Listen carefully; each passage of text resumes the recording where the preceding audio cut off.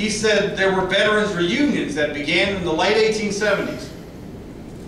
But not the 1860s, right? Not the early 1870s. At least 15 years or so. And then 20 years. In 25 years, the reunions went, I think, Rick said, into the 1920s. But the numbers obviously steadily dwindled all the time.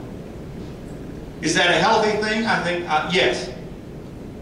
They came and they had, I think they had picnics and they had reunions near Carton, I think, near the cemetery, to put them symbolically with their dead comrades, and yet in some ways to put them with the men who had survived the Holocaust at Franklin, and they could talk about it with each other.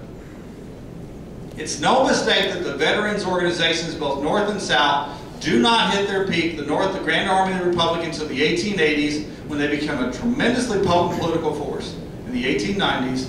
And the United Confederate Veterans, built out of previous state organizations, such as the Association of Confederate Soldiers, Tennessee Division, coalesced into the United Confederate Veterans in the 1890s.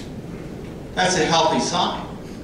And you know why I think they did it, is because they saw things during the war that they couldn't share with anybody except their old comrades. You can't talk to your wife about it. I mean, you can, but you know she doesn't get it. And that's no reflection on her. You can't talk to your son and daughter about it. They say, Dad, tell us about the war. Daddy, tell us what you did at Franklin. He will not do it.